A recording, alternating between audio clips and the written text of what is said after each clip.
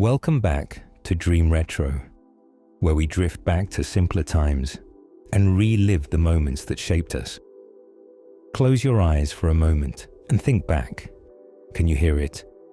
That cacophony of beeping arcade games, the mechanical whir of Skee-Ball machines, children shrieking with delight, and somewhere in the background, animatronic animals singing off-key versions of pop songs. Can you smell it? That distinct aroma of cheap pizza mingling with the metallic scent of tokens and the sticky sweetness of fountain drinks. If these memories flood back with startling clarity, you're not alone. For millions of Americans, Chuck E. Cheese wasn't just a restaurant or an arcade. It was a portal to childhood joy, a cathedral of chaos where pizza grease and birthday cake frosting marked the passage of our early years. But how did we get here? How did a mouse in a tuxedo become the ringmaster of our most treasured childhood memories? To understand that, we need to go back to the 1970s, to Silicon Valley, and to a man who would revolutionize not one, but two industries that defined American entertainment. Nolan Bushnell was riding high in 1977. His company, Atari, had essentially invented the home video game industry. Pong had become a cultural phenomenon, turning simple electronic tennis into a must-have fixture in bars, bowling alleys, and eventually homes across America. The quarters were rolling in, quite literally, and Bushnell was looking for his next big idea. He was an entrepreneur in the truest sense, someone who saw opportunities where others saw obstacles, who connected dots that seemed galaxies apart. The concept that would become Chuck E. Cheese came from an unlikely combination of observations. Bushnell noticed that arcade games drew crowds, but people didn't stay long enough. They'd play a few games, run out of quarters, and leave. What if, he thought, there was a reason for them to stay? What if you combined the addictive fun of arcade games with something else that kept people in the building longer? The answer seemed obvious. Food, more specifically, pizza. Pizza in the 1970s was experiencing its own cultural revolution. Pizza Hut was expanding rapidly, bringing the Italian-American staple to suburban America. The idea of pizza as family entertainment, as opposed to just takeout dinner, was taking root. Bushnell saw the synergy immediately. Parents needed somewhere to take their kids. Kids loved arcade games but got hungry. Parents wanted to sit down, relax, maybe have a beer while their kids played. Put it all together, and you had a perpetual motion machine of family entertainment and revenue generation. But Bushnell knew that pizza restaurants with a few arcade games weren't enough. The experience needed to be spectacular, immersive, unforgettable. This is where the genius and the madness converged. He decided the restaurant needed entertainment beyond the games. It needed a show, it needed characters, it needed animatronics. Here's where the story takes its first strange turn. The original concept wasn't supposed to feature a mouse at all. Bushnell had initially planned to use a coyote as the main character for his new venture, which he was calling Coyote Pizza. He'd already commissioned a costume, but when the costume arrived, there had been a mix-up with the order. Instead of a coyote costume, the shipment contained a rat costume. Most people would have returned it, demanded the correct order, and waited. But Bushnell looked at this oversized rat costume and made a decision that would alter the course of entertainment history. He decided to roll with it. There was just one problem. Americans, by and large, despise rats. Rats meant disease, filth, subway tunnels, and dumpsters. No parent was going to bring their child to a restaurant with a giant rat as its mascot. So Bushnell made a simple adjustment. It wasn't a rat, it was a mouse. Charles Entertainment Cheese, Chuck E. Cheese, a mouse with style, with personality, with a backstory that kids could connect to. Chuck E. Cheese was an orphan mouse from New Jersey who discovered his singing talents and decided to open a pizza restaurant where every kid could feel like a star. The first Pizza Time Theater opened in San Jose, California in May 1977. It was unlike anything anyone had ever seen. Imagine walking into this place for the first time. The exterior promised pizza and games, ordinary enough. But when those doors opened, you stepped into controlled chaos, a sensory overload that somehow worked perfectly. The centerpiece was the animatronic show. Chuck E. Cheese stood center stage, flanked by other mechanical characters that would evolve over the years. These weren't sophisticated robots. They were jerky, mechanical, slightly unsettling figures that moved with the fluid grace of rusty joints. Their eyes tracked movements with an almost unnatural quality. Their mouths opened and closed slightly, out of sync with the music and dialogue. But to a child in 1977, they were magic. They were real. Chuck E. Cheese was talking to you, singing to you, acknowledging your birthday party from the stage. The early shows were simple affairs.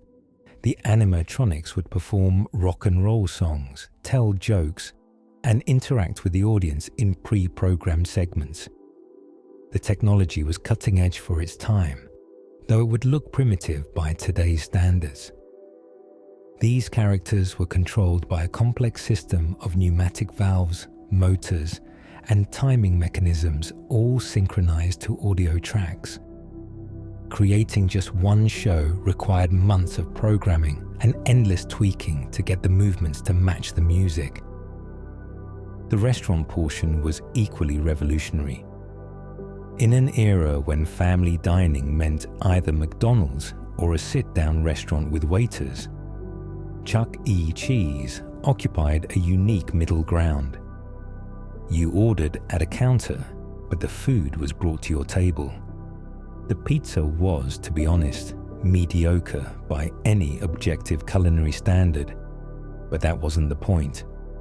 The pizza was the excuse, the anchor, the reason parents could justify spending 3 hours in an arcade. It was fuel for the real attraction. And what an attraction it was. The arcade section featured the latest games, many of them from Atari naturally. Space Invaders, Asteroids, and other quarter-eating machines lined the walls, but Bushnell added something special. Ticket redemption games, Skee-Ball, Whack-a-Mole variants, and other games of skill dispensed tickets that could be redeemed for prizes. This created a closed-loop ecosystem of desire and reward. Kids begged parents for more tokens, played more games, earned more tickets, and then wanted more tokens to get enough tickets for better prizes. It was capitalism in miniature, teaching children the addictive cycle of work and reward. The initial response exceeded even Bushnell's optimistic projections.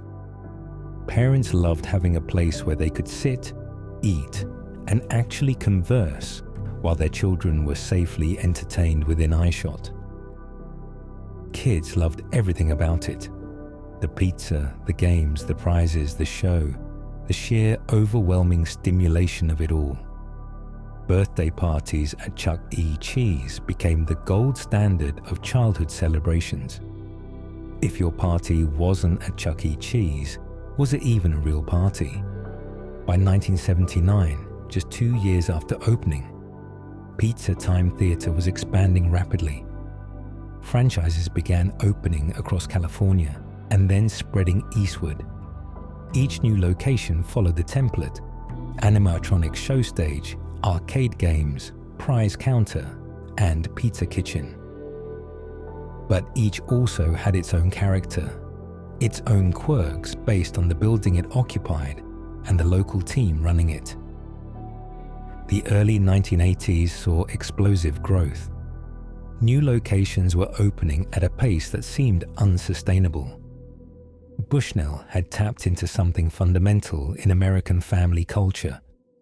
He'd created a third space, neither home nor traditional restaurant, where children were not just tolerated but catered to completely.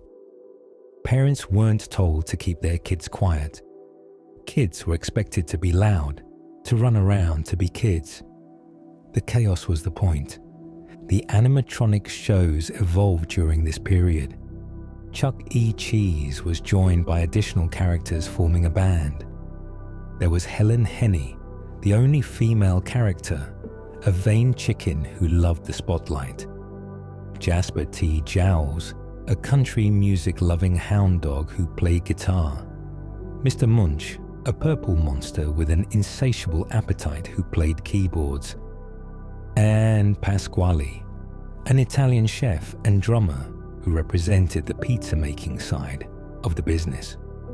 Together, they formed Munch's make-believe band, and they became as familiar to American children as Saturday morning cartoon characters. The shows themselves grew more ambitious. The animatronics would perform complete concerts, tell longer stories, and even acknowledge current events and holidays. Special Halloween shows, Christmas shows, and summer vacation shows kept the content fresh for repeat visitors. Behind the scenes, teams worked constantly to produce new shows, record new music, and program new movements. It was dinner theatre for the elementary school set.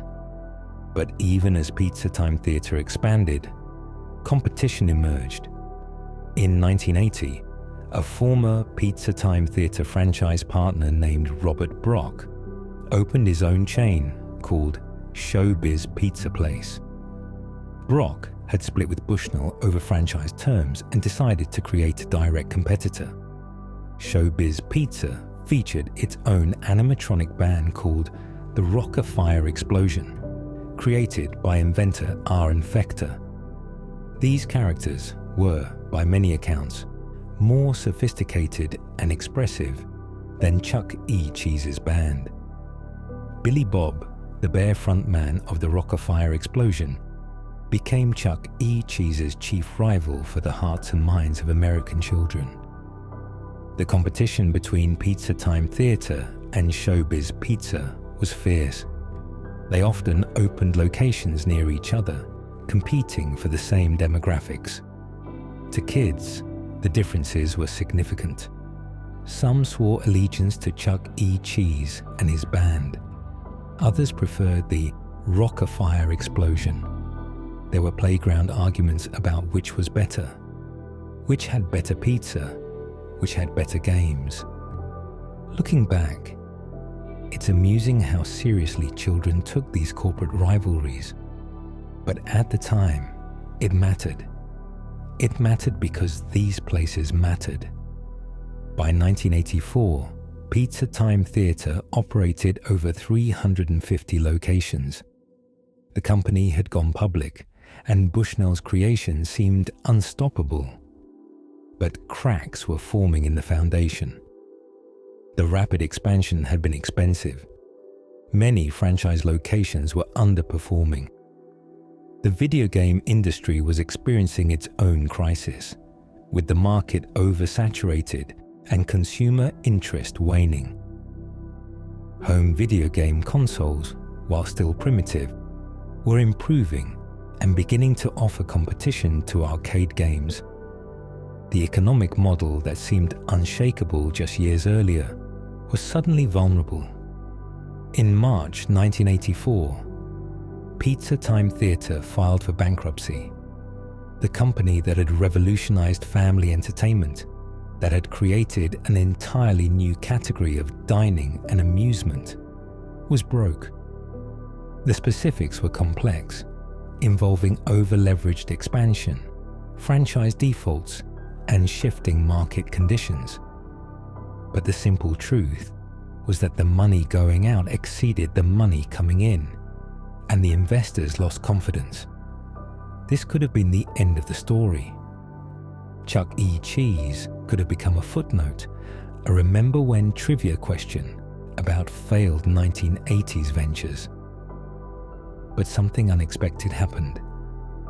The rival, ShowBiz Pizza, saw an opportunity.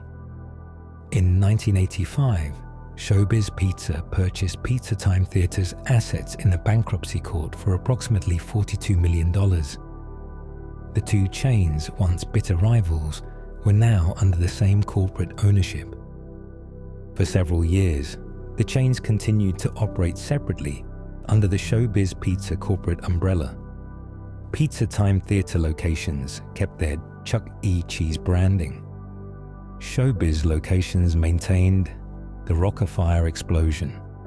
But corporate leadership knew that operating two separate brands with similar concepts was inefficient. A consolidation was inevitable. The decision was made to phase out the ShowBiz Pizza branding and convert all locations to Chuck E. Cheeses. This process, known internally as Concept Unification, took place gradually throughout the late 1980s and early 1990s. For children who had grown up with the Rock-afire Explosion, this was a betrayal. Their beloved characters were being replaced by Chuck E. Cheese and his band. Some locations held farewell shows for the Rock-afire characters, somber affairs where kids came to say goodbye to Billy Bob and the gang. The Concept Unification was more than just a rebranding. It represented a philosophical shift in how the company approached entertainment. The new Chuck E. Cheeses were sleeker, more corporate, more standardized. The wild experimental energy of the early Pizza Time Theatre days was replaced with calculated, focus-grouped precision. The animatronics were updated with a newer, more reliable technology. The shows became more polished, but perhaps less charming in their imperfections. If you were a child in the 1980s or early 1990s, chances are you have a Chuck E. Cheese story. Maybe it's about your 6th birthday party, when you felt like absolute royalty as Chuck E. Cheese himself came out to your table and gave you a hug while everyone sang. Maybe it's about the time you finally saved enough tickets to get that plastic ring from the prize counter, the one that turned your finger green within hours, but felt like a diamond at the moment. Maybe it's about the pure devastation of watching your last token disappear into a game, knowing the afternoon was over, that you'd have to leave this paradise and return to the boring real world. These memories are shared by millions. They're remarkably similar across geographic and demographic lines because Chuck E. Cheese was engineered to create specific experiences, specific memories. Every element was carefully designed to maximize engagement, to create a sense of wonder, to make children feel that this was their space, their kingdom.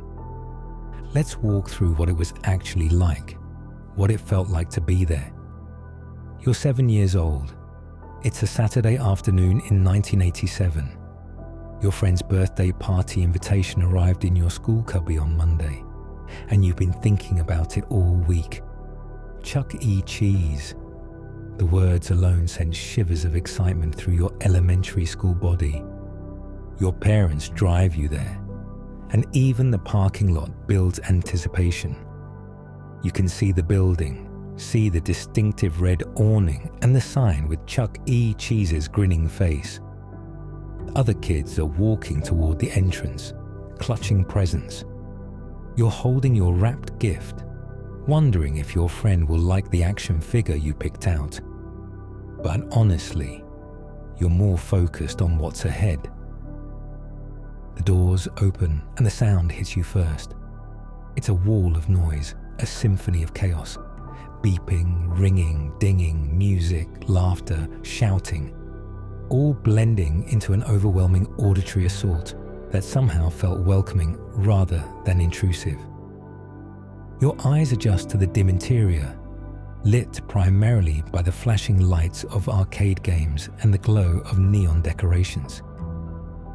The smell follows immediately after.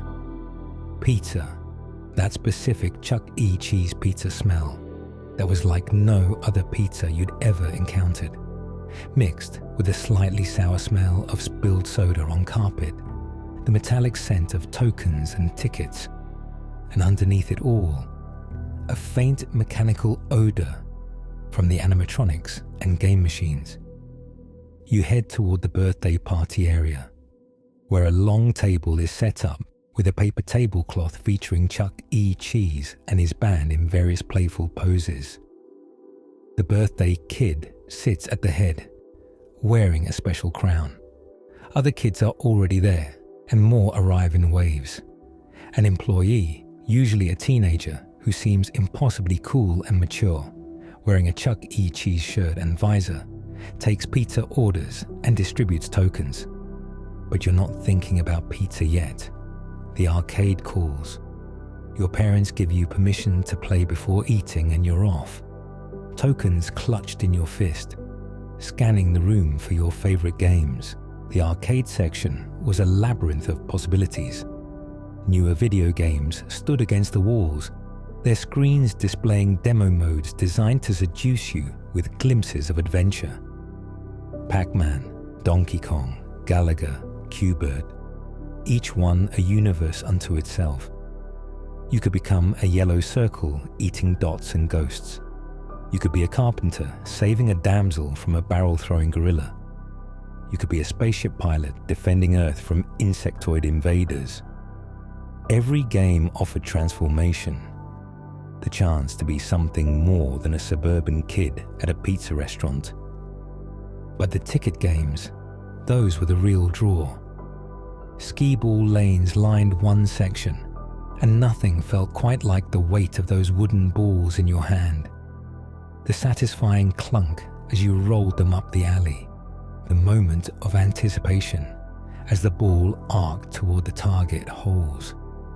Landing one in the center 50-point hole produced a mechanical ding and a burst of tickets from the dispenser that felt like pure dopamine. There was whack-a-mole, where you gripped the padded mallet and waited for the mechanical moles to pop up from their holes, trying to time your strikes perfectly. Each successful hit produced a satisfying thunk and added to your score. There were basketball games where you shot miniature balls at tilting hoops. There were racing games where you sat in plastic replicas of race cars or motorcycles. There were air hockey tables where you battled friends, the puck sliding across the slick surface with a pleasing swoosh. Some games required skill, but many were essentially random chance dressed up as skill-based entertainment. But that didn't matter. The tickets were what mattered. Each game you played dispensed a certain number of tickets based on your performance, and those tickets accumulated like treasure. You draped them around your neck, stuffed them in your pockets, guard them jealously from younger siblings who might try to snatch them. The prize counter stood as the temple at the heart of the Chuck E. Cheese universe. Behind glass cases, arranged from cheapest to most expensive, sat the objects of desire. The small prizes, the ones you could get for 20 or 30 tickets, were mostly junk. Plastic spiders, tiny rubber balls, stickers, temporary tattoos. But they were your junk, earned through effort and skill and luck. The medium prizes, requiring a few hundred tickets, included slightly better toys, rubber snakes, small stuffed animals, plastic jewelry, and then, way up on the top shelf, requiring thousands of tickets, sat the major prizes, remote control cars, giant stuffed animals, game systems, These were largely mythical. You never actually saw anyone get one, but their existence drove you to play more games, to accumulate more tickets, to believe that maybe, just maybe, if you came back enough times, you could afford something truly spectacular. The prize counter transaction was sacred. You'd approach the counter, usually with a line of other kids ahead of you, tickets bunched in your hands or streaming from your pockets. The employee would count them, sometimes using a machine that quickly tabulated the total, sometimes counting by hand. Then came the negotiation. What could you afford? What did you want most? The employees, bless them, were generally patient with children struggling to make decisions, weighing options, changing their minds repeatedly. But let's return to the birthday party. Eventually, your parents or the party host would call everyone back to the table. It was time to eat. The pizzas arrived on metal stands already sliced. The cheese was stretchy and oily, the sauce slightly sweet, the crust just thick enough. By any objective measure, it wasn't great pizza. It wasn't even good pizza. But in that moment, to a child high on arcade games and sugar, it was perfect. You'd grab a slice, fold it slightly, and bite into the hot cheese, barely chewing before swallowing and reaching for more. There were pitchers of soda, and you could mix flavors at the drink station, creating monstrous combinations of Coke, Sprite, and fruit punch that looked terrible but tasted like freedom. No adults were monitoring your sugar intake here.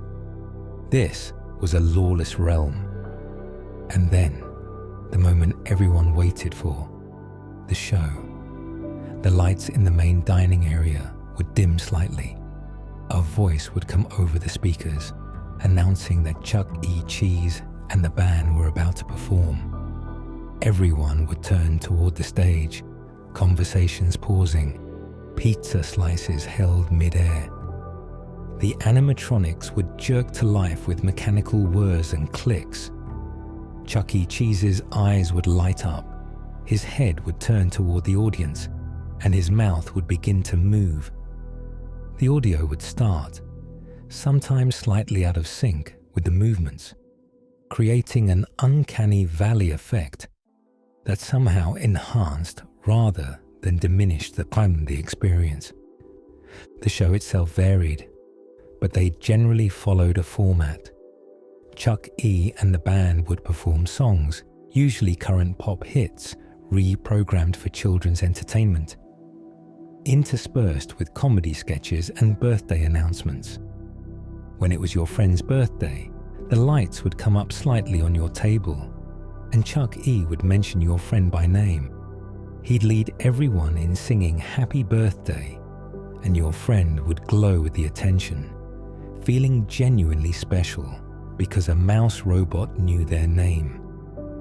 The shows were usually about 15 to 20 minutes.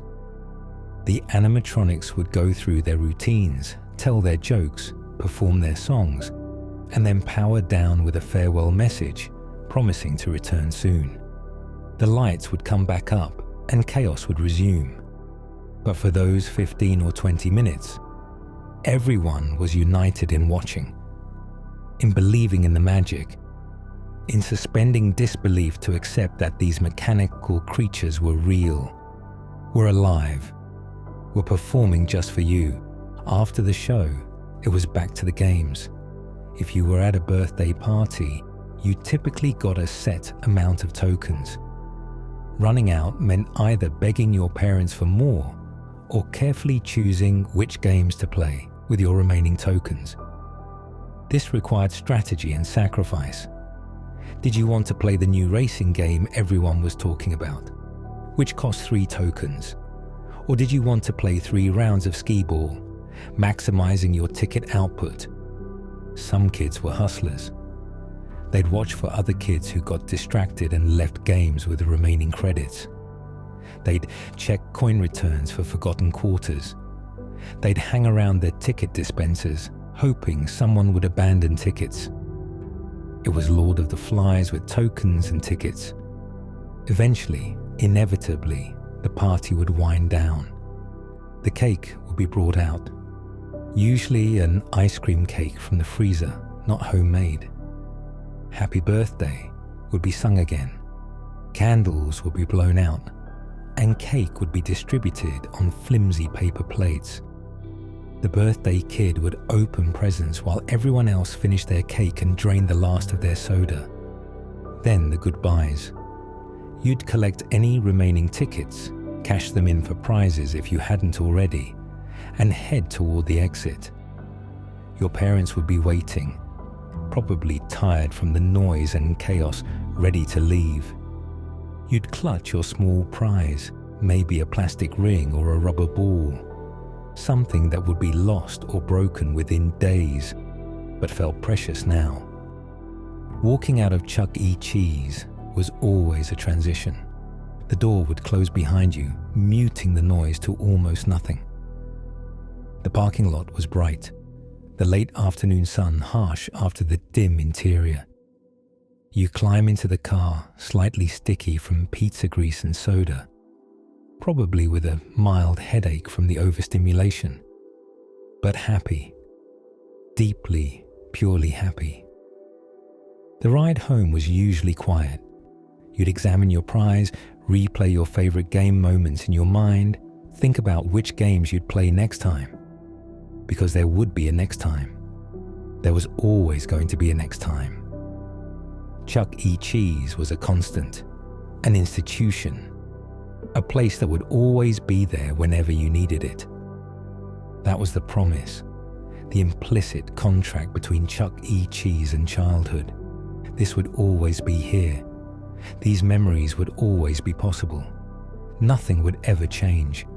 But of course, things changed. They always do. The late 1990s brought seismic shifts to entertainment and childhood itself. Technology advanced at an accelerating pace. Home video game consoles improved dramatically. The Nintendo 64 and Sony PlayStation offered experiences that rivaled or exceeded arcade games. Why would you spend quarters on 3 minutes of gameplay when you could buy a game and play unlimited hours at home? The internet began creeping into households. By the late 1990s, many families had dial-up connections. Kids started spending time in chat rooms and on early websites instead of begging to go to arcades. The nature of social interaction was changing. Birthday parties moved to bowling alleys, movie theaters, or increasingly, just stay-at-home affairs with rented movies and sleeping bags. Chuck E. Cheese tried to adapt. The company updated its game selection constantly, bringing in newer machines. They experimented with adding more redemption games, understanding that the tickets and prizes were more addictive than the video games themselves. They updated the animatronic shows, trying to make them more contemporary, more relevant to kids growing up with computer animation and special effects. But there was a fundamental problem they couldn't solve. Nostalgia isn't transferable. The adults who'd grown up with Chuck E. Cheese in the 1980s had powerful positive associations with the brand. But their kids, growing up in a world of PlayStation and Pokemon, didn't have those same emotional connections. To children of the late 1990s and early 2000s, Chuck E. Cheese was where their parents wanted to take them, not necessarily where they wanted to go. The animatronics, once cutting-edge entertainment, began to feel dated. Kids raised on Pixar films and realistic video game graphics found the jerky movements and obvious mechanical nature of the Chuck E. Cheese band less impressive. Where previous generations had been willing to suspend disbelief, this new generation was more critical, more aware of the artifice. reports began surfacing of hygiene issues at various Chuck E. Cheese locations. The play tubes and ball pits, once seen as innovative play structures, became infamous for harboring germs and sometimes worse. Urban legends spread about needles in ball pits, about injuries in the play equipment. While most of these stories were exaggerated or entirely false, they contributed to a growing perception that Chuck E. Cheese was sketchy, unsafe, not the clean family fun it once represented. The pizza, never the chain's strong point, became a particular target of criticism. As America's food culture evolved, as people became more conscious of quality ingredients and authentic preparation, Chuck E. Cheese's mediocre pizza stood out even more. Food blogs and review sites allowed customers to share their opinions widely. The consensus was clear: the pizza was bad. Jokes about Chuck E. Cheese pizza became cultural shorthand for low-quality food. Late-night comedians used it as a punchline. The brand that had once been synonymous with childhood joy became associated with subpar food and questionable cleanliness. There was also the violence. Multiple Chuck E. Cheese locations experienced fights breaking out, often between parents at children's birthday parties. The incidents usually involved alcohol, which some locations served, combined with the stress of overstimulated children, long wait times, and the general chaos of the environment. Videos of these altercations spread online, further damaging the brand. Chuck E. Cheese became known in some circles as a place where adult brawls might break out, hardly the image the company wanted to project. The 2000s saw declining revenues. The company changed hands multiple times, sold between private equity firms looking to extract value or turn the brand around. Cost-cutting measures affected everything from staffing to maintenance. The cracks became more visible. Carpet that should have been replaced years ago remained stained and worn. Game machines broke down and weren't promptly fixed. The animatronics began to look not just dated, but creepy. Their mechanical movements more unsettling than entertaining to modern eyes. Social media accelerated the critique. People shared photos of bizarre or unsettling experiences at Chuck E. Cheese. The animatronics, already aging poorly, became internet horror icons. Entire online communities formed around the creepy nature of Chuck E. Cheese characters. YouTube videos showing the animatronics malfunctioning, moving erratically, or looking particularly disturbing racked up millions of views. The characters that had once brought joy now inspired genuine fear in some children. The Five Nights at Freddy's video game series, which launched in 2014, both drew from and contributed to this perception. The game featured haunted animatronic characters in a pizza restaurant setting, clearly inspired by places like Chuck E. Cheese. It became hugely popular, especially among teenagers and young adults who had grown up with Chuck E. Cheese. The game transformed those childhood memories, recontextualizing the animatronics as objects of horror rather than nostalgia. Suddenly, looking back at those jerky mechanical movements and dead eyes felt less charming and more sinister. But nostalgia is a powerful force, and it cuts both ways. While some people were creeped out by Chuck E. Cheese, others felt a deep longing for the experience they remembered. The adults who'd celebrated birthdays there in the 1980s were now parents themselves. Some brought their children to Chuck E. Cheese, hoping to recreate their own positive memories. These visits often resulted in disappointment. The magic didn't translate. The place looked shabby compared to memory. The pizza seemed worse. The games were different. your kids didn't react with the same wonder you'd felt. This is the cruel trick of nostalgia. We remember the feeling, the emotional resonance, not the actual experience. We remember being 7 years old and thinking Chuck E. Cheese was the most amazing place in the world. We don't remember that the pizza was always mediocre, that the carpet was always slightly sticky, that the animatronics were always a little off. Our memories are edited highlights, the boring or negative parts cut away, leaving only the warm glow of childhood happiness. Corporate leadership understood they had a problem. The brand was caught between demographics. Too dated for modern kids, too shabby for nostalgic adults. They needed to reinvent Chuck E. Cheese for a new generation, while somehow maintaining the elements that made it special. In 2012, the company attempted a major rebranding. Chuck E. Cheese himself got a makeover. The old design, featuring a tuxedo and top hat, gave way to a more contemporary look. New Chuck E. wore jeans, a t-shirt and sneakers. He looked less like a 1920s vaudeville performer and more like a modern kid. The change was jarring to longtime fans. This new Chuck E. looked wrong, felt wrong. He was too cool, too contemporary.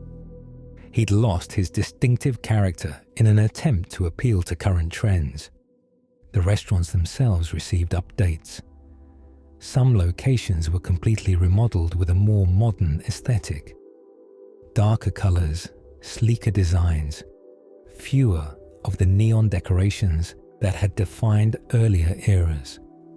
The arcade games continued to evolve, incorporating more redemption-based games and fewer traditional video games. The ticket system went digital in many locations, with cards replacing physical tickets. This was more convenient and sanitary, but it lost something in translation. Part of the joy was the physical tickets, wearing them around your neck, the tangible proof of your achievements. The shows changed too.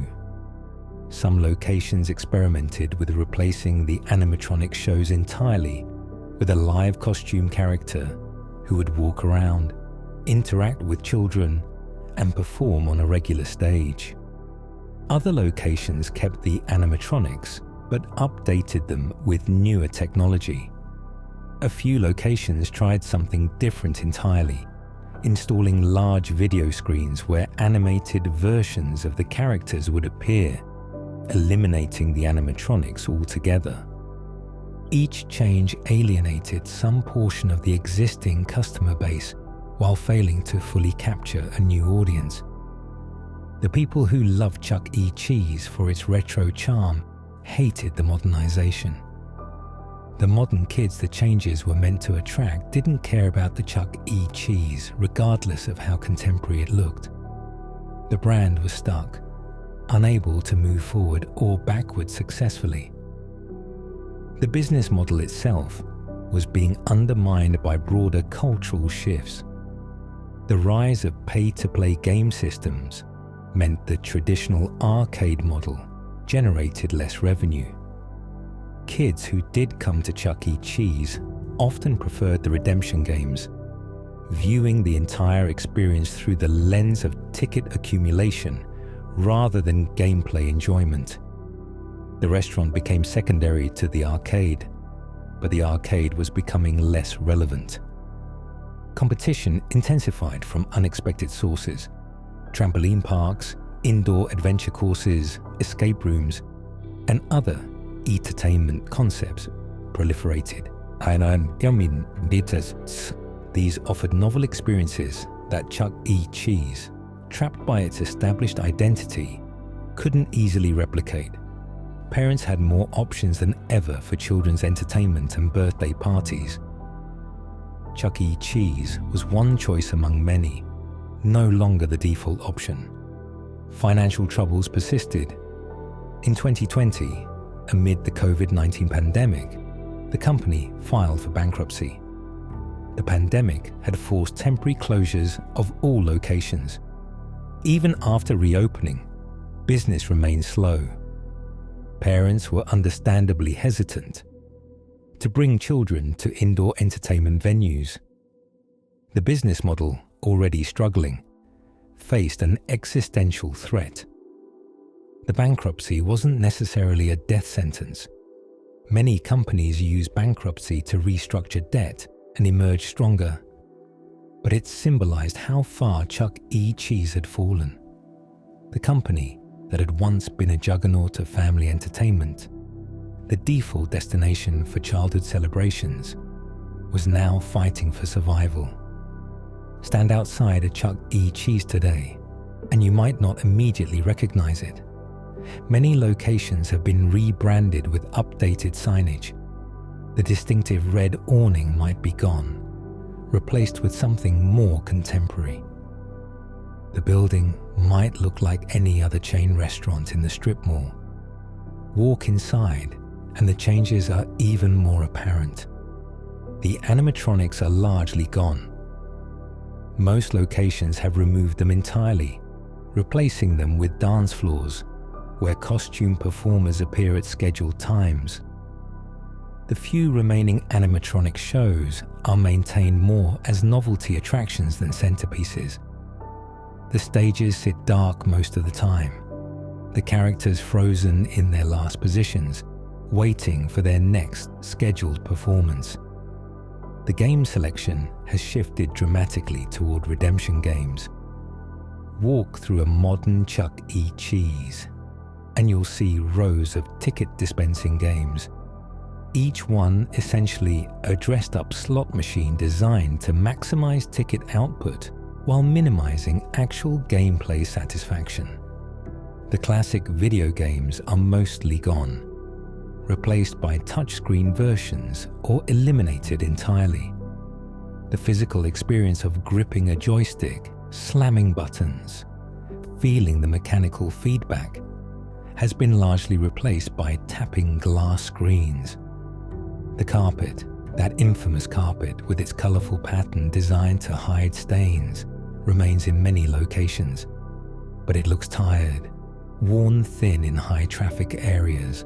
The pattern faded from years of spills and cleaning. The smell is different too, more sanitizer, less of that distinctive pizza and mechanical oil combination. The lighting is brighter, eliminating some of the ambience that made the original experience feel special and separate from the outside world. The pizza is still mediocre. Some things never change. Corporate has experimented with recipe updates over the years, but the fundamental nature of mass-produced assembly line pizza, served primarily as an excuse for the entertainment, remains unchanged. Read online reviews and you'll find the same complaints lodged for decades. Too greasy, undercooked, overcooked, flavorless. The pizza is not and has never been the point, but its consistent mediocrity has become emblematic of the brand's larger struggles with quality. The prize counter persists, though even it has changed. The prizes are different now, reflecting current trends. Fidget spinners had their moment. Slime became a popular redemption item. The prizes cycle through whatever is currently trending with children. But the top shelf prizes, those mythical high-ticket items, remain largely unattainable. You'd need to visit dozens of times, spending hundreds of dollars, to accumulate enough tickets for the major prizes. Some things never change. What's most striking about modern Chuck E. Cheese locations is how quiet they feel. Not actually quiet. There's still plenty of noise from games and children. But there's a quietness of spirit, an absence of the manic energy that once defined these spaces. Walk through a Chuck E. Cheese on a weekday afternoon, and you might see only a handful of customers. The vast arcade stretch is mostly empty, game machines flashing their demo modes to no one. A family or two occupies tables in the dining area. A bored employee scrolls through their phone at the prize counter. It feels less like a destination and more like a place people end up when other options are unavailable. The birthday parties continue, though in diminished numbers. Chuck E. Cheese still offers party packages, still tries to make children feel special. A costumed Chuck E. Cheese still visits tables, still poses for photos. But the magic is harder to manufacture. The kids are polite, they smile for photos, but you can sense that they'd rather be somewhere else. Maybe at an escape room, or a trampoline park, or honestly, just at home playing Fortnite with their friends online. This is what we've lost. Not just a chain restaurant, but a specific type of childhood experience. Chuck E. Cheese represented an era when entertainment was communal and physical. You went somewhere. You did things with your body, rolling skee-ball, pushing buttons, running through play tubes. You socialized in person, competed face-to-face with friends at games, negotiated trades of tickets. You occupied physical space, made noise, made messes. And that was not just tolerated, but expected. The current generation's entertainment is increasingly digital and individual. Kids play multiplayer games, but they play from separate homes, communicating through headsets. Birthday parties are smaller, more intimate affairs, or they're elaborate events at specialized venues. The democratic chaos of Chuck E. Cheese, where rich and poor kids alike celebrated with the same basic party package, feels increasingly outdated. We've lost the animatronics, those wonderfully weird mechanical creatures that occupied the uncanny valley between toy and character. They were never quite lifelike enough to be believed, but just animated enough to spark imagination. Children today grow up with sophisticated CGI and realistic video game graphics. They're less willing to meet the animatronics halfway, to engage in the collaborative suspension of disbelief that made those characters feel alive. We've lost the tokens, the tactile joy of metal coins clinking in your pocket, the ritual of inserting them into machines. Digital cards are more efficient, sure, but efficiency isn't everything. The physicality mattered, the weight, the sound, the very real sense that you were spending something valuable. We've lost the tickets, those long strings of perforated paper that you drape around your neck like a champion's medal. Sure, digital ticket tracking is more accurate and less wasteful, but you can't wear a digital number around your neck. You can't physically see your wealth accumulating. The tickets were proof, tangible evidence of success. Most of all, we've lost the sense that Chuck E. Cheese was special, that it represented something extraordinary in childhood. For kids in the 1980s and 1990s, Chuck E. Cheese was an event, a destination, a place that existed in a category of its own. For modern kids, if they go at all, it's just another option among many, and often not the preferred one.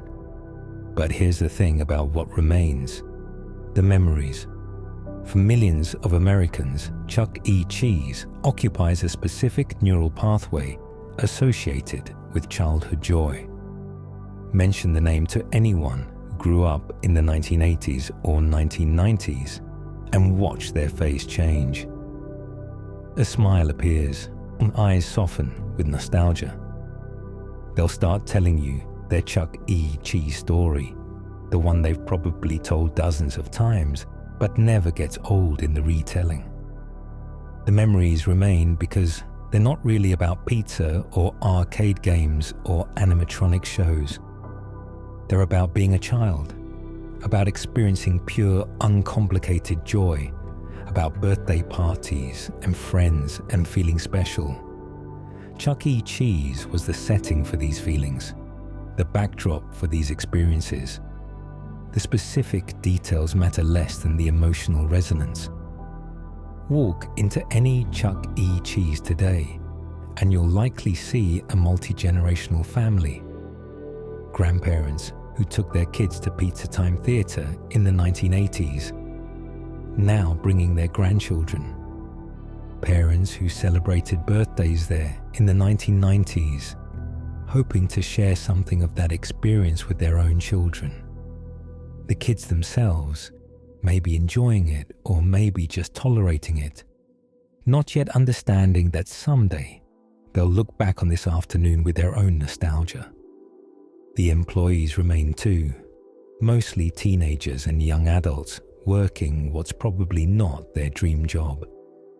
They distribute tokens and cards, serve pizza, pose in Chuck E. Cheese costumes for photos with children.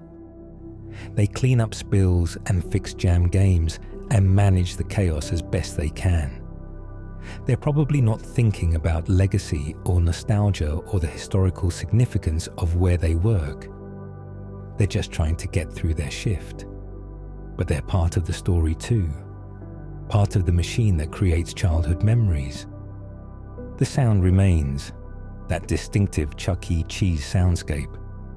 It's quieter than it used to be, sure, but it's still there.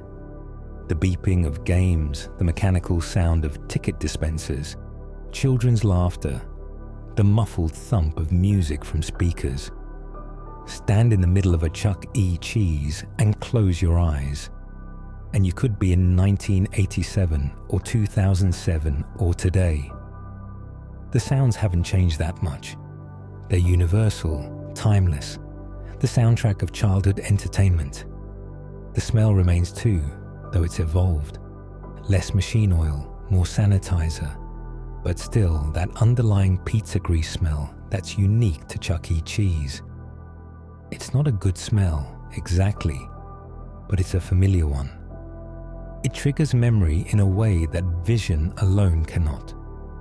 Smell reaches directly into the limbic system, the emotional center of the brain. That Chuck E. Cheese smell, for better or worse, is encoded in millions of brains as a trigger for childhood memory. What remains most powerfully is the idea of Chuck E. Cheese, the concept it represented. A place where children were the priority, where their entertainment and happiness came first. A place where chaos was expected and celebrated. A place where you could be loud and sticky and hyper and nobody minded. In an adult world that increasingly demands children behave like miniature adults, places that allow children to be fully, messily childish are increasingly rare and increasingly valuable. The future of Chuck E. Cheese as a business remains uncertain. The company emerged from bankruptcy in 2020 under the ownership of its creditors. They've continued operating, continued trying to adapt to modern tastes and expectations. Some locations have closed permanently, others have been remodeled. The company experiments with new concepts, more sophisticated redemption games, party packages that include virtual reality experiences, updated menus featuring healthier options alongside the traditional pizza. Whether Chuck E. Cheese survives another decade depends on variables beyond nostalgia. Can they find a business model that works in an era of home entertainment and countless competing options? Can they offer something unique enough to draw customers? Can they be more than a brand coasting on childhood memories? The optimistic scenario sees Chuck E. Cheese leaning into its retro appeal. Keep some locations as nostalgia destinations, complete with restored animatronics and classic games, positioned as a way for adults to share their childhood with their children. Create a tiered system where some locations are modernized for current tastes, while others preserve the experience that original fans remember. essentially turn the vintage locations into living museums of 1980s family entertainment. The pessimistic scenario sees continued decline, more closures, further cost-cutting that degrades the remaining locations. Eventually, bankruptcy again, this time without a buyer willing to take on the brand. The Chuck E. Cheese name survives as a cultural reference point, but the actual restaurants disappear. It becomes one more extinct chain that exists only in memory and in YouTube videos of people exploring abandoned locations. The realistic scenario is probably somewhere in between. Chuck E. Cheese continues operating in some form, though likely with fewer locations and a more modest footprint. It becomes a secondary player in family entertainment, no longer the default option, but still an option.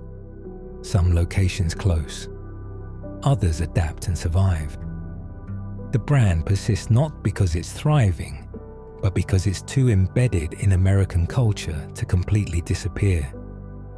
But regardless of what happens to the business, Chuck E. Cheese as a cultural phenomenon is secure.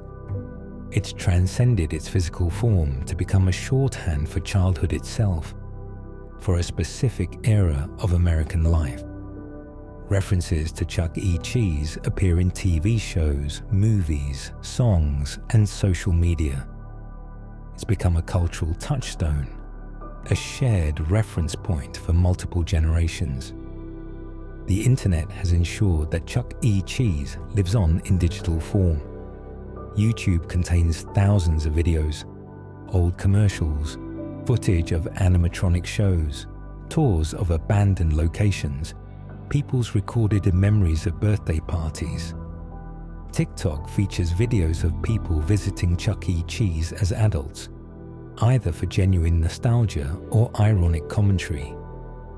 Reddit threads debate the quality of the pizza, share horror stories and happy memories, and speculate about the future of the chain. There's a whole subculture dedicated to preserving Chuck E. Cheese history. Collectors seek out animatronic characters, vintage tokens, old promotional materials. Enthusiasts create detailed timelines of the company's evolution, documenting every change to character designs and show formats. Former employees share their experiences working there, providing behind-the-scenes glimpses of what it was like to operate these childhood dream factories. The animatronics, ironically, may outlive the restaurants themselves as cultural objects. The ones removed from closed locations often end up in private collections. Some are restored and displayed. Others are modified and repurposed for art projects. They've transcended their original purpose as children's entertainment to become artifacts of a specific moment in technological and cultural history. Museums focused on entertainment history have started acquiring Chuck E. Cheese animatronics, recognizing their significance. In the pantheon of American childhood institutions, Chuck E. Cheese occupies a unique position. It's not as universally beloved as something like Disney. It lacks the cultural cachet of educational programs like Sesame Street, but it's more visceral, more personal. Disney feels like something that was given to us by adults. Chuck E. Cheese felt like it was ours, created specifically for children, existing in a space between adult supervision and complete freedom. The pizza was bad, the carpet was dirty, the animatronics were creepy, and the games were designed to extract maximum quarters for minimum playtime. But none of that mattered when you were 7 years old, and it was your birthday, and Chuck E. Cheese himself came to your table, and everyone sang to you. And for that moment, you were the most important person in the world. That's the essence of what Chuck E. Cheese represented. A place where children felt important, where their happiness was the priority, where they could be loud and messy and excited without judgment. In a world that often treats children as inconveniences to be managed, Chuck E. Cheese said, "This is your space, go wild." Think back to your last visit to Chuck E. Cheese, whether it was last week or 30 years ago. Try to remember not the objective details, but the feeling, the anticipation as you approached the building, the sensory overload as you entered, the satisfaction of rolling a skee-ball perfectly, the taste of that mediocre pizza that somehow tasted amazing, the weight of tickets in your hands, the bittersweetness of leaving, looking back at the building as your parents drove away, already looking forward to the next visit. These feelings are what survive, what matter, what make Chuck E. Cheese more than just a failed chain restaurant with creepy animatronics. We're not nostalgic for the pizza. We're nostalgic for being children, for experiencing joy uncomplicated by adult knowledge and cynicism. Chuck E. Cheese was a vehicle for that joy, and in our memories, it remains one forever.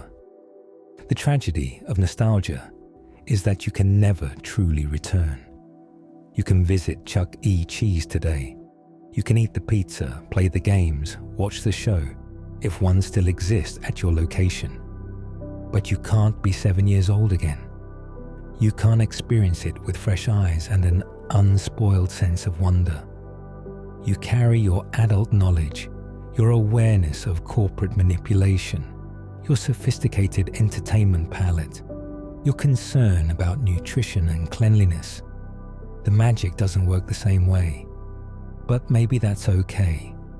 Maybe the point isn't to recreate the experience, but to honor the memory. To acknowledge that there was a time when a mouse in a tuxedo and a slice of mediocre pizza represented everything wonderful about childhood. To appreciate that places like Chuck E. Cheese, for all their flaws and commercial cynicism, created spaces where childhood could flourish. When you think about Chuck E. Cheese, you're really thinking about a specific moment in time. Not just your personal past, but a cultural moment when family entertainment looked a certain way, when technology offered certain possibilities, when childhood itself operated under different rules. Chuck E. Cheese captured something about American life in the late 20th century. The optimism of the early video game age, the suburbanization of entertainment, the commercialization of childhood, but also the genuine desire to create joy, to give children experiences they'd remember forever. It's strange how something as mundane as a pizza chain can carry so much emotional weight. But that's the power of childhood experiences. They imprint on us in ways we don't fully understand. They become part of our identity, part of how we understand ourselves and our place in the world. Ask someone to describe their childhood, and eventually, if they're American and of a certain age, Chuck E. Cheese will come up. It's part of the lexicon, part of the shared experience that connects millions of strangers. You can be at a party, meeting someone for the first time, and mention Chuck E. Cheese, and suddenly you have common ground. You've both been there. You both remember. You both understand. That's community, built not on grand ideals or shared struggles, but on the simple fact of having been children together in a specific time and place, having dropped tokens into the same types of games, eaten the same mediocre pizza, watched the same jerky animatronics perform the same songs. It's a humble foundation for connection, but it's real. The Chuck E. Cheese of memory is perfect. It's bright without being overwhelming, exciting without being scary, just the right balance of chaos and control. The pizza tastes better in memory than it ever did in reality. The games were more fun. the prizes more desirable, the shows more entertaining. Memory is generous that way. It smooths the rough edges, eliminates the boring parts, leaves only the highlights. Reality could never compete with memory. That's why when people do return to Chuck E. Cheese as adults, either alone or with their own children, they often feel disappointed. The place seems smaller, shabbier, less magical. They wonder how they ever found this magical. They forget that they never really did. It was their 7-year-old self who found it magical, and 7-year-olds find magic everywhere if you give them even a slight excuse. But here's what's worth remembering. The magic wasn't really in the restaurant. It was in you, in your capacity for joy, in your ability to be fully present in the moment, in your willingness to believe that a mechanical mouse could see you and know your name. Chuck E. Cheese provided the stage, but you provided the magic. You and millions of other children, all of you creating your own magic in the same franchise locations across America. That's what remains, ultimately, not the restaurants themselves, which may or may not survive another generation, not the animatronics, which are already mostly gone, not even the memories themselves, which fade and distort with time. What remains is the proof that magic existed, that there was a time in your life when a pizza restaurant arcade felt like the most wonderful place in the world, and that capacity for wonder, even if you can't access it anymore, was real. Chuck E. Cheese told us we could be anything, not explicitly, but implicitly through experience. In those games, you could be a race car driver, a pilot, a sports star, a hero. For 2 or 3 tokens, for a few minutes of play, you could transcend your ordinary life and become something more. The prizes told you that effort was rewarded, that if you worked hard enough and accumulated enough tickets, you could get what you wanted. The birthday celebrations told you that you mattered, that you were special, that you deserved to be celebrated. These were, in many ways, lies. The games were rigged to maximize difficulty and minimize reward time. The prizes were cheap trash that broke almost immediately. The birthday celebrations were standardized corporate experiences identical to thousands of others happening simultaneously across the country. But to a child, they felt true. And maybe that's what matters. Maybe we need those experiences, even if they're manufactured, even if they're commercial. Maybe we need places that tell us we're special, even if it's just for an afternoon. The rise of Chuck E. Cheese was rapid and spectacular. A man had an idea, executed it brilliantly, and created something that resonated with millions. The fall has been slower, more grinding, but seemingly inevitable. The world changed. Entertainment options multiplied. Technology advanced. Expectations evolved. Chuck E. Cheese couldn't keep up, or perhaps didn't want to, or perhaps understood that changing too much meant losing what made it special in the first place. But calling it a fall implies failure, and that's not quite right. Chuck E. Cheese succeeded at what it set out to do: create memorable childhood experiences for a generation of Americans. That those experiences are now memories rather than ongoing experiences doesn't diminish the achievement. Everything ends. Every business eventually closes or transforms beyond recognition. Every childhood institution eventually becomes a memory. What matters is that it existed, that it meant something, that it left an imprint. Walk into any Chuck E. Cheese today, and you're walking through a living museum of American childhood. The games have changed, the animatronics might be gone, but the essential experience, children playing, families gathering, birthdays being celebrated, continues. Different children now, creating their own memories that they'll carry forward into their own adulthood.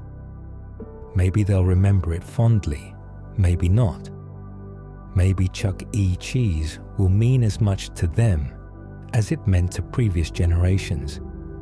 Maybe they'll prefer other venues, other experiences, and Chuck E. Cheese will be just a place they went a few times, nothing special. That's okay too. Every generation gets to decide what matters to them, what they carry forward. For those of us who grew up with Chuck E. Cheese in its prime though, it will always be special. Not because it was objectively great, it wasn't, but because it was ours. Because it existed at exactly the right moment in our lives to mean something. Because when we needed a place to celebrate and play and feel important, it was there. The tokens are gone, replaced by cards.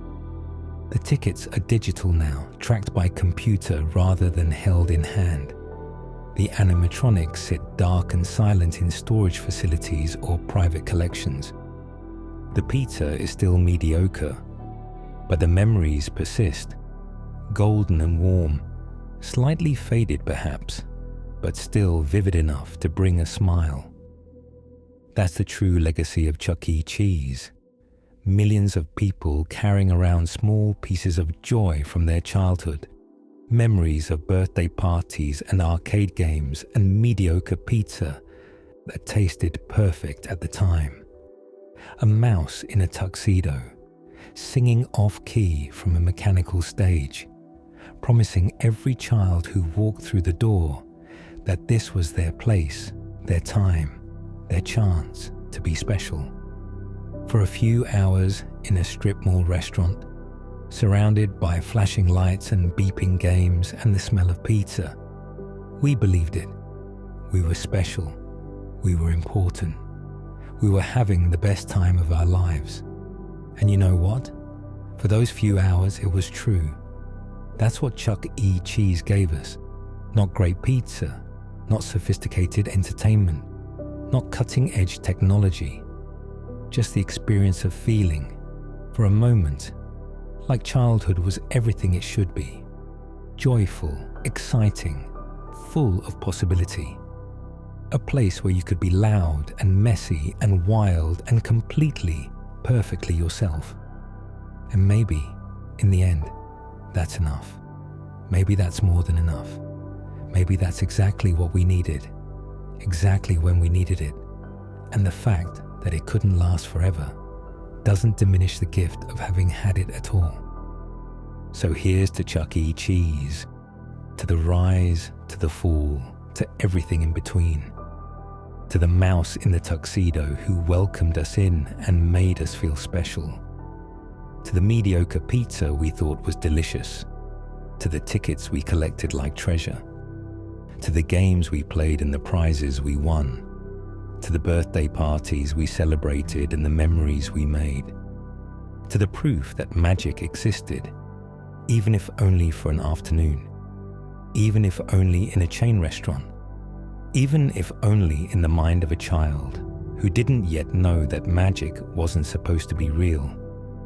Thank you, Chuck E. Cheese, for everything, for being there when we needed you, for giving us something to remember, something to miss, something to tell stories about decades later, for being imperfect and commercial and slightly grimy as you were, exactly what childhood needed. The restaurant might close, the brand might disappear, the animatronics might end up in museums or landfills, but the memories, those golden memories of what it felt like to be 7 years old with a pocket full of tokens and the whole afternoon ahead, those will last as long as we do. And really, what more could any place ask for? To be remembered with fondness, with nostalgia, with a smile.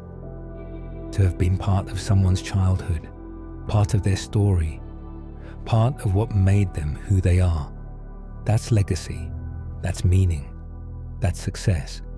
regardless of quarterly earnings or bankruptcy filings, or how many locations remain open. Chuck E. Cheese promised us a place where a kid could be a kid. For a while, it delivered on that promise. And for millions of us, that's more than enough. The tokens are digital now. The tickets don't exist. The animatronics are silent. But close your eyes, think back, and you can still feel it.